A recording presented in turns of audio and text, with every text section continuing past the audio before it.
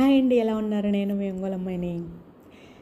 నిన్న మనం ఒక వీడియో చేశాం కదా, అందులో అసలు ఈ ఎలక్షన్ ఎఫెక్ట్ ఎంతవరకు పడుతుంది ఏంటి అన్నది నిన్న మనం చూసాం కదా. నిన్న చూసిన దానికి ఈరోజు చూసిన దానికి ఎంత డిఫరెన్స్ ఉందో ఒకసారి చూద్దాము. అది ఎందుకు నేను మళ్ళీ చూపిస్తున్నాను అంటే, నిన్న సేమ్ ఇదే ఫండ్ చూస్తే మనకి ఆల్మోస్ట్ 12 to 13% లోలో ఉంది.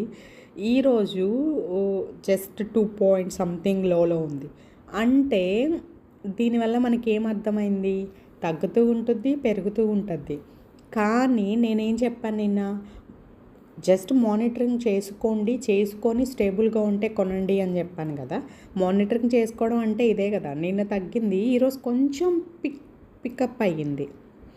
అట్లా ఏంటి అంటే స్టేబుల్గా. నేను ఎందుకు చెప్తున్నాను ఈ విషయం పర్టికులర్గా అంటే, మనం ఈరోజు ఒక ఫండ్ని కొన్నాము అంటే ఆ ఫండ్ మన అకౌంట్లోకి యూనిట్స్ మన అకౌంట్లోకి యాడ్ అవ్వడానికి మినిమం 3 days పడుతుంది. 3 days పడుతుంది. అదే 3 daysకి మనం ఏ రోజైతే మన అకౌంట్లో యాడ్ అవుతాయో యూనిట్స్, ఆ రోజు ఏ కాస్ట్ అయితే ఉందో, కరెంట్ కాస్ట్ ఏదైతే ఉందో అదే కాస్ట్కి మన యూనిట్స్ మనకి అకౌంట్లో యాడ్ అవుతాయి. మనం ఈరోజు ఓకే 15% తగ్గింది అని చెప్పేసి ఈరోజు కొనేస్తే మనకి 3 days తర్వాత యాడ్ అవుతాయి. కాబట్టి మేబీ ఆ టయానికి పెరిగిందనుకో, ఆ రోజు పెరిగిన రేటే మనకు వస్తుంది.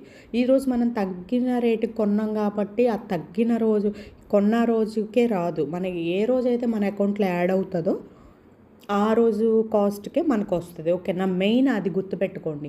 అంటే చాలామంది చేసే మిస్టేక్ ఏంటి అంటే, ఇప్పుడు మనం ఓకే తగ్గేసింది కదా, తగ్గింది కదా కొనేస్తాము. కొనేగానే మనకి ఈ రోజులోనే మన అకౌంట్లో క్రెడిట్ అవ్వదు కదా. 3 days మినిమం 3 days టైం తీసుకుంటుంది. 3 days తర్వాత మన యాడ్ అవుతుంది. ఆ రోజు ఎంతైతే ఉంటుందో కాస్ట్ అదే మనకి యాడ్ అవుతుంది. ఓకేనా? మన సబ్స్క్రైబర్ ఒకరు కూడా ఇదే క్వశ్చన్ నన్ను లాస్ట్ టైం కూడా అడిగారు. అందుకోసం నేను ఇక్కడ క్లారిటీగా చెప్తున్నాను. ఓకేనా? మీ అందరికి నచ్చిందా? నచ్చితే లైక్ చేయండి, షేర్ చేయండి. ఫైనల్గా సబ్స్క్రైబ్ చేయడం మాత్రం మర్చిపోకండి. ఓకేనా? బాయ్.